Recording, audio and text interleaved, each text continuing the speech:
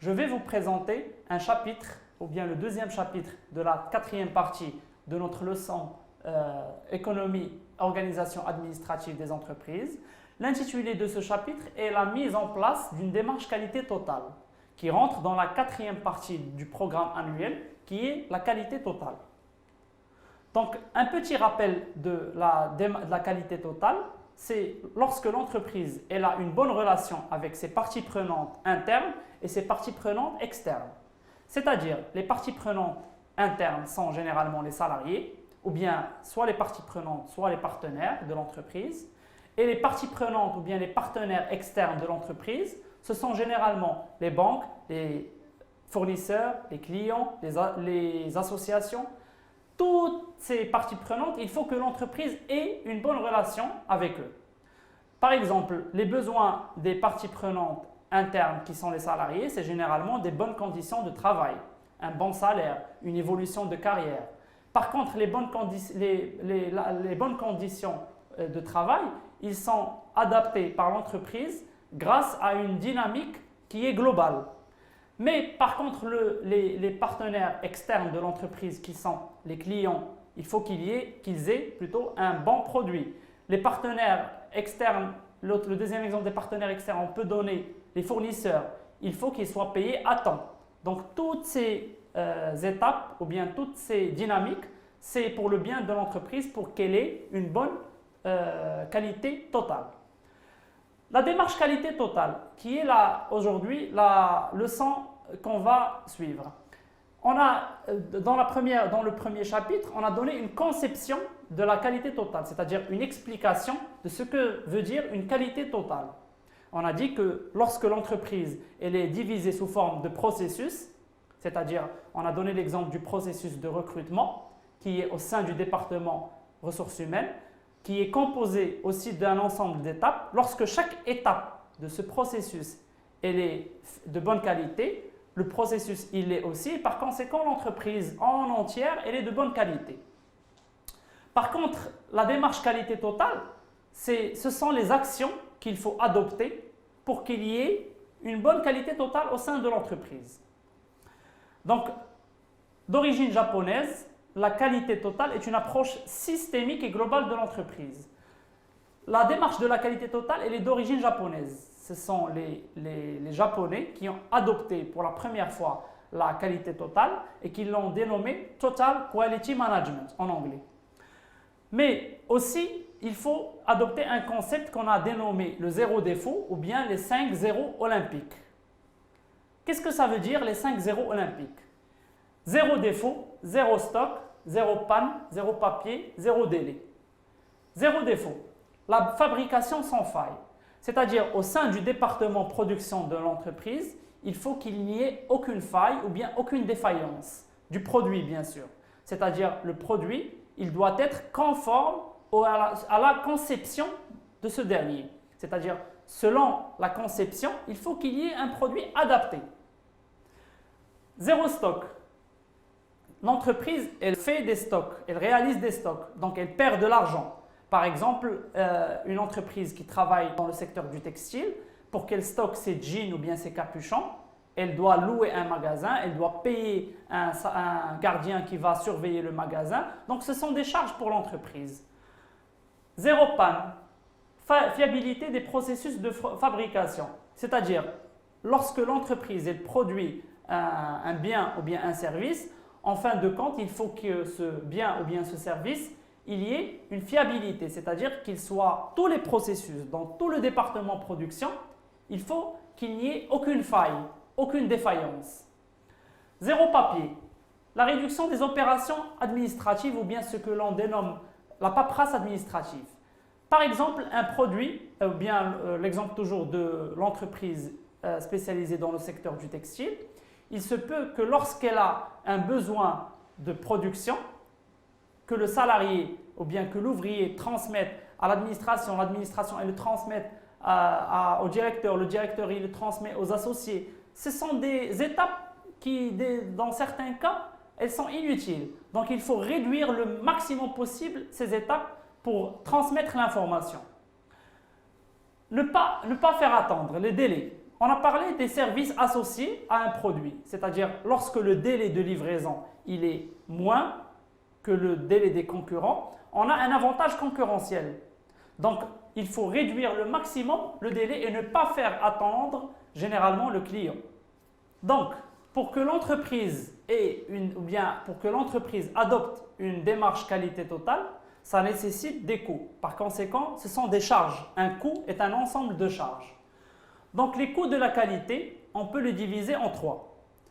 Les coûts d'une politique qualité, les coûts de contrôle de la qualité et les coûts de surqualité. Les coûts d'une politique qualité, par exemple, le coût de prévention des défaillances, c'est-à-dire lorsque l'entreprise elle sait que le concurrent il a innové dans son produit, il faut que l'entreprise le suive, ou bien il faut que l'entreprise soit plus créative que son concurrent. Donc c'est une défaillance qu'il faut que l'entreprise corrige. Amélioration de l'information.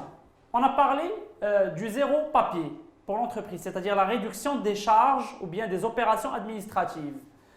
Généralement, lorsqu'il faut transmettre une information, il faut qu'il y ait ce qu'on appelle une fluidité d'information. C'est-à-dire que l'information passe de façon la plus rapide possible. Maintenance du matériel. Le matériel de production ou bien le matériel administratif, ça demande une maintenance, c'est-à-dire un entretien. La machine, chaque mois, elle doit avoir une vidange ou bien chaque mois, elle doit avoir un entretien par rapport au mécanicien. Donc, ça demande des charges.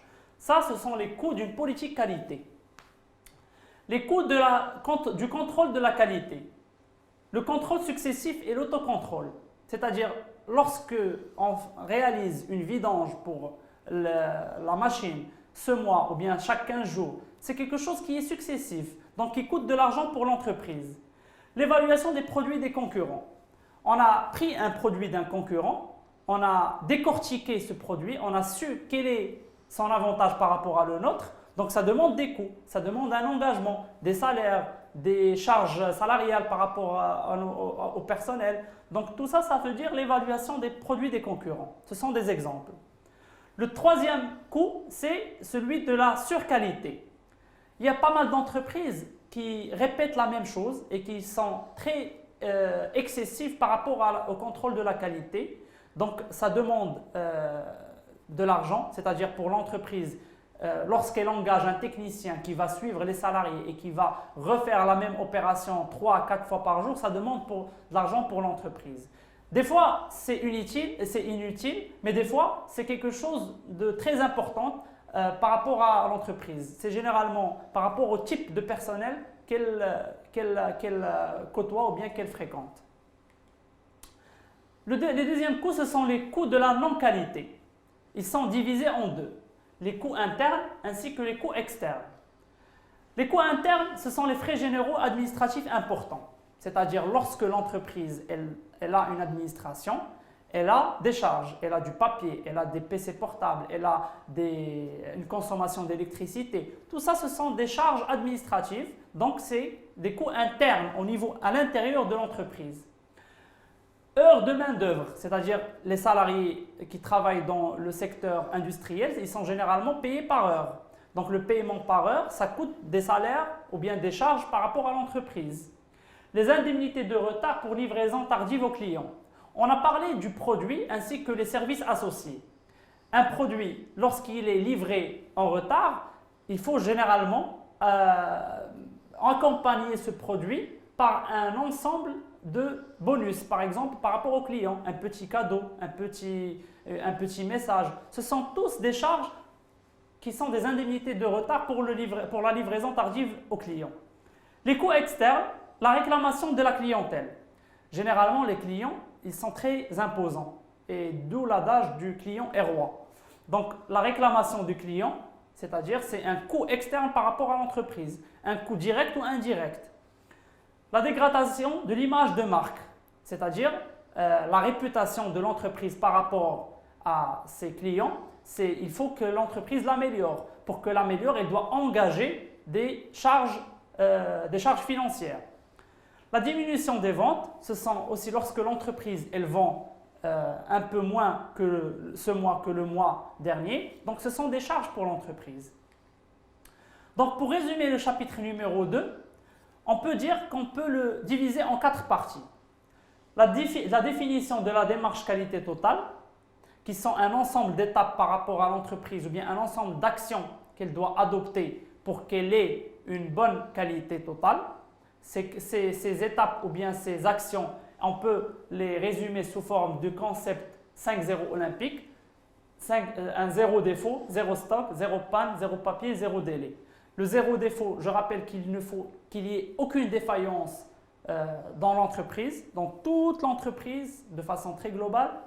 Stock, c'est-à-dire zéro stock, il faut que l'entreprise minimise le stock le maximum possible.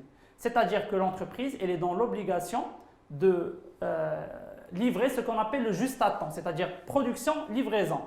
Ça permet d'avoir 2 avantages, de minimiser les stocks et par conséquent de minimiser les coûts ou bien les charges de ces stocks et de livrer le client dans les plus brefs délais. Zéro panne, par rapport, généralement on a pris l'exemple de la machine, il faut qu'il y ait zéro panne le maximum possible, donc ça demande de l'entretien, ça demande un renouvellement de l'infrastructure, c'est-à-dire des machines de l'entreprise, ce qui demande de l'argent. Zéro papier, la réduction maximum possible des charges ou bien des opérations administratives, ce que j'ai dénommé la paperasse administrative, c'est-à-dire lorsqu'une entreprise est là, elle rend compliquée la passation d'une information, du plus petit salarié au plus haut cadre de l'entreprise. Le zéro délai, c'est la minimisation maximum possible du délai de livraison par rapport au client. On a aussi parler de coûts de la qualité et des coûts de non-qualité. Les coûts de la qualité, on a parlé de politique de qualité, contrôle de qualité et des coûts de surqualité. Les coûts de la non-qualité, on a divisé les deux en interne, c'est-à-dire à l'intérieur de l'entreprise, par exemple les charges administratives. Et on a parlé aussi des coûts de la non-qualité, c'est-à-dire des coûts de non-qualité externes. Ce que l'on a dénommé, ou bien on a donné pas mal d'exemples, tels que les réclamations de clients. Les clients, ils sont imposants, ils réclament chaque jour la non-qualité de l'entreprise ou bien du produit de l'entreprise, ce qui est défaillant par rapport à cette dernière. Le chapitre numéro 3 qui est intitulé « Action pour l'amélioration de la qualité service ». Avant de faire ce chapitre ou bien avant de présenter ce chapitre, j'aimerais bien faire un petit rappel des notions précédentes. Donc, premièrement, on a défini la qualité totale comme l'ensemble de la qualité au sein de l'entreprise, allant du plus petit processus au plus compliqué, ou bien on a défini aussi comme une bonne qualité de l'entreprise par rapport à ses partenaires internes, généralement les salariés, ou aussi ses partenaires externes, qui sont par exemple les clients, les fournisseurs, les banques, les associations, etc. On a aussi défini le concept de 5-0, et on est passé au final au coût de la qualité, où on a divisé les coûts de qualité en coûts de qualité et coûts de non-qualité. Les coûts de la qualité, on a abordé pas mal d'exemples, comme la défaillance des processus de production, ou aussi on a abordé l'exemple des réclamations des clients. Les coûts de la non-qualité, par contre, ils ont été divisés en deux, les coûts de qualité interne et les coûts de qualité externe. Les coûts de qualité interne, on a donné l'exemple des charges administratives pour l'entreprise qui pèsent sur son budget. Et les coûts de la qualité externe, par exemple, la diminution des ventes de l'entreprise. Ce sont des charges pour l'entreprise qu'elle doit payer. Donc aujourd'hui, on va parler de la qualité service. Je fais un petit rappel du premier chapitre. On a divisé le produit en produits et services associés. Le produit, c'est-à-dire le bien ou bien le service, c'est généralement la prestation de l'entreprise. Mais par contre, le service associé, c'est ce qui accompagne le produit. Supposons une entreprise qui vend des ordinateurs portables. Ces ordinateurs portables, ils doivent être livrés. L'ordinateur portable, c'est le bien que vend l'entreprise. Le service, c'est la livraison de cet ordinateur portable. Donc, la qualité des services est tout ce qui entoure le produit ou la prestation principale. C'est ce qu'on a dit. Par exemple, la livraison, la réception et le service après-vente. Ce sont 3 exemples qui sont très illustratifs du concept de service associé. Pour avoir une bonne qualité de service, plusieurs actions sont à mettre en pratique. Par exemple, la première action, c'est la formation sur le produit. C'est-à-dire que la personne qui est en contact direct avec la clientèle, par exemple, il doit avoir une bonne formation sur le produit. C'est-à-dire qu'il doit connaître tous les aspects du produit. Pour bien vendre, il faut que le vendeur connaisse parfaitement le produit. C'est pour cela que l'entreprise doit en permanence identifier les besoins de formation. Il se peut qu'un client pose une question que la personne ou bien le vendeur qui est en charge, qui est en contact direct avec le client, ne sache pas répondre. Donc là, c'est un problème pour l'entreprise. Donc, il faut que l'entreprise identifie les besoins en formation de ses vendeurs et il faut qu'il les forme, bien sûr. Et procéder à la formation de toutes les personnes chargées d'une activité ayant une incidence sur la qualité. J'ai pris l'exemple des personnes qui sont en directe relation avec les clients, mais on peut avoir un autre exemple d'une personne ou bien d'un ouvrier qui travaille dans l'usine de l'entreprise. Cette personne ou bien ce technicien ou bien cet ouvrier, il doit avoir aussi une bonne formation sur le produit. C'est-à-dire il doit savoir comment bien gérer son processus pour qu'il y ait une bonne relation sur la qualité finale du produit.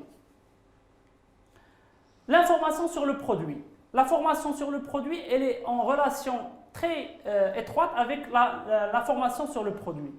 C'est-à-dire, le vendeur doit disposer d'un certain nombre d'outils pour mieux informer les futurs clients. Les futurs clients, ce sont les clients probables que l'entreprise peut acquérir. C'est-à-dire, par exemple, une entreprise qui produit des voitures, elle doit généralement avoir les voitures de l'année X et avoir une vision sur les voitures de l'année X plus 1. C'est-à-dire, elle doit avoir déjà une idée sur les voitures qu'elle va produire l'année prochaine. Parce que les clients, ils posent des questions. Et lorsque tu ne réponds pas aux clients, là c'est un peu grave. Il faut déjà qu'ils aient une idée. La troisième action pour améliorer le service qualité, c'est la commercialisation du produit. Là, on parle de trois notions très importantes. La première qui est le rôle de la force de vente. Le client, il pose des questions. Et ces questions, ils doivent être, si le vendeur ne sait pas répondre, ou bien s'il improvise la réponse, il doit transmettre l'information à la direction générale. Là, on parle de flux entrant, c'est-à-dire lorsque le client remontait des informations provenant de la clientèle. On peut aussi parler de flux sortant de l'entreprise, c'est-à-dire l'entreprise qui donne les informations au client et non pas le contraire.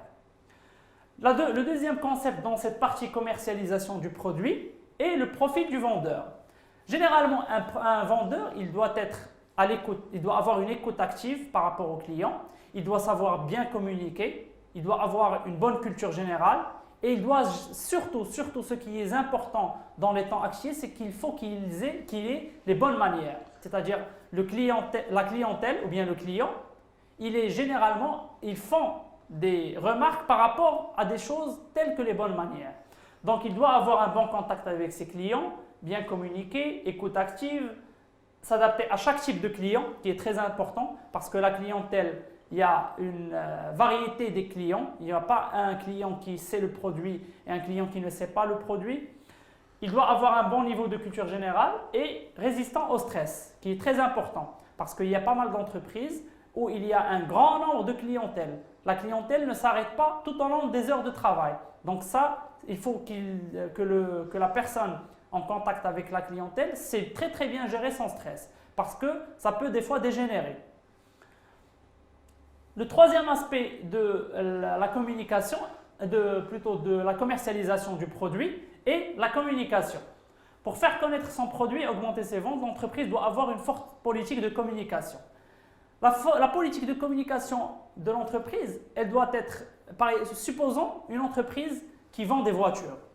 Même si le client il est satisfait de sa voiture, puisque ça a été son choix, il faut que l'entreprise le recontacte pour lui demander son avis, pour lui demander ses remarques, les remarques de façon générale, non pas seulement sur le produit, mais surtout sur le service de l'entreprise. C'est ce qui détermine le service qualité par conséquent. Donc, parmi les actions de communication, on trouve la publicité de produits. C'est-à-dire l'entreprise, elle doit faire une publicité qui est attirant par rapport au client, qui vise à connaître l'existence du produit, à vanter ses qualités, c'est-à-dire à présenter les qualités, à générer une image favorable de l'entreprise, une image favorable par rapport à toutes ces parties prenantes, internes ou externes. Donc, pour résumer le troisième chapitre, on peut diviser notre chapitre en deux. On a défini la qualité de service, c'est-à-dire l'entreprise, elle a un service qui est associé au produit, au bien au service de l'entreprise. Ce service qualité, il doit avoir son poids par rapport au produit principal, puisque la clientèle, elle est généralement très imposante par rapport au service. On a donné pas mal d'exemples, comme celui de la livraison ou bien de service après-vente. Le service après-vente, généralement pour les marques de voitures par exemple, il faut que l'entreprise ait un bon service après-vente pour que l'entreprise achète ses voitures. Donc le service, ce n'est pas hors le produit principal, mais c'est quelque chose de connexe par rapport au produit principal, qui est déterminante de la décision d'achat ou non du client. L'action pour l'amélioration de la qualité-service. On a parlé de 3, la formation sur le produit, c'est-à-dire il faut que les personnes dans l'entreprise soient à jour par rapport au produit, soient à jour aux nouveautés du marché, des concurrents, c'est-à-dire qu'ils sachent comment les concurrents ont été créatifs par rapport à produit, qu'ils innovent. L'information sur le produit, il faut que les salariés aient toutes les informations par rapport au produit, c'est-à-dire lorsque le client pose une question, il faut qu'il y ait une réponse et non pas une improvisation de la réponse. Et finalement, la commercialisation du produit, c'est-à-dire l'entreprise, elle doit améliorer son image de marque, sa réputation envers sa clientèle et vanter ou bien présenter les qualités de son produit et les présenter de manière plus conséquente ou bien plus illustrative comparé aux clients de l'entreprise. Tous ces parties qui déterminent la qualité de service au sein de la qualité totale de l'entreprise. Merci pour votre attention. J'espère que je vous ai bien présenté le chapitre qualité-service et je vous donne rendez-vous dans une autre leçon.